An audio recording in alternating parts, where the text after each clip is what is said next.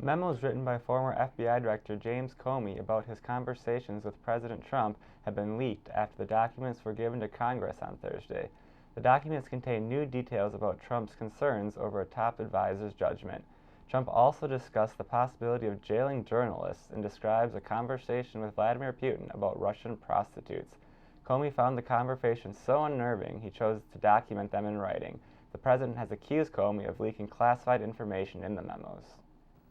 Tensions in Sacramento remain high following the March 18th shooting of 22-year-old Stephon Clark. Reverend Al Sharpton spoke Thursday at Clark's eulogy and encouraged attendants to follow the lead of Martin Luther King Jr. and continue advocating nonviolent protest.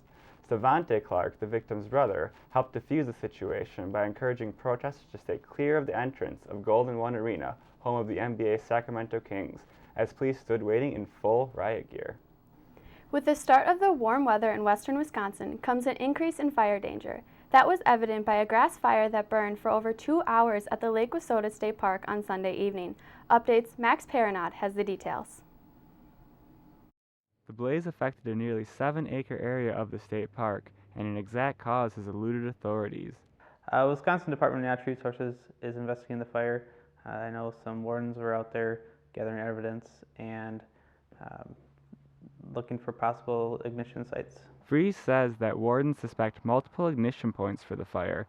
Matted grass on the public trails was able to contain the blaze, but it did drum the trail in one area. It was mostly just grass and a few trees, but thankfully the fire danger was low that day and it was contained rather quickly.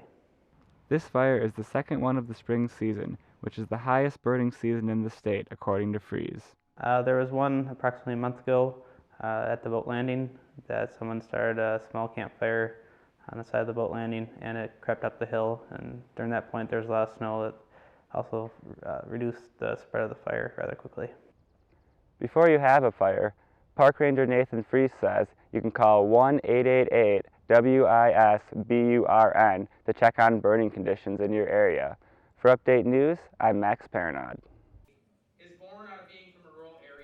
According to Driftless Cafe chef Luke Zahm, over 400 dairy farms went out of business in Wisconsin last year. This is one reason Zahm teamed up with chef Nathan Berg of the Lakely in Eau Claire for a 6-course meal event. Both chefs wish to bring awareness to the farm-to-table model their restaurants follow. The main idea is that restaurants are buying fresh stuff from the farms that are in their own backyard, and the idea being that the food is fresh, but also it's not as bogged down in the middleman. So literally you're directly buying things from the farms that are supplying you, and you financially that's helping them, but also you can develop a relationship with them. Both chefs took stage to discuss the ingredients used in all dishes served throughout the evening. All ingredients used were from Midwest farms, as both chefs discussed the benefits to both purchasing and consuming locally grown products. I'm using some things from Dragsmith Farm, which is a farm that supplies us, as well as some native harvested wild rice, which a local Anishinaabe fella who lives in Chippewa Falls provides to us that he still hand harvests in a canoe. Guests were served dishes the two chefs worked together to develop, but the goal was encouraging people to be active proponents for the health and well-being of the local farming economy. If you take farm to table kind of to the end path, it's more of it becomes like a solid relationship that a chef has with a farmer, or a chef has with the people who make his ingredients, and that's, that only helps your food get better as far as I'm concerned. So, according to Chef Zahm, it's not about the chef, it's not about the restaurant, it's about the farmer. For Update News, I'm Max PERRENME0828.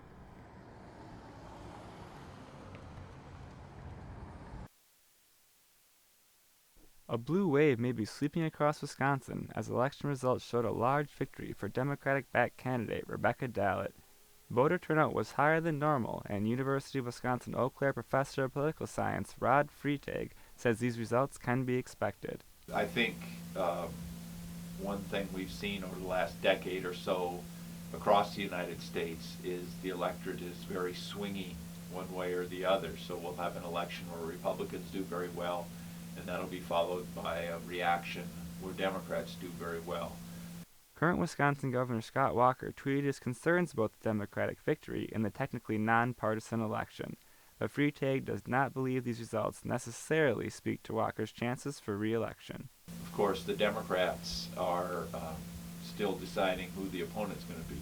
And in the field, there is no clear front runner, and so that can be good for the Democrats or bad for the Democrats. And so, you still have to think that Governor Walker has something of an advantage in the race because he'll be running against a more unknown opponent.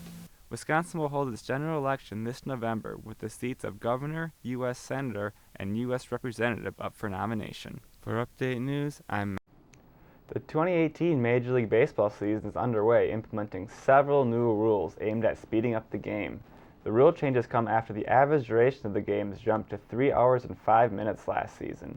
Among the rule changes were limiting team personnel to a maximum of 6 trips to the pitcher's mound during a 9-inning game. Teams are allowed 1 visit for each extra inning played. Minnesota Twins manager Paul Molitor said it is a good thing that the MLB is moving the game along quicker. Golden State Warriors all-star forward Kevin Durant returned from injury last night to take on the Milwaukee Bucks. Durant received 2 technical fouls in the first half, resulting in ejection. Durant drove through 3 Bucks defenders without a foul called and argued with official Trey Maddox.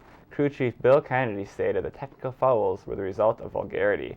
Durant leads the NBA in ejections with 5 despite the loss. Golden State remains the 2 seed in the Western Conference. That's all for Update News. I'm Lucas Sem. For the entire Update News team, I'm Max Paranod. Thanks for watching and have a good weekend.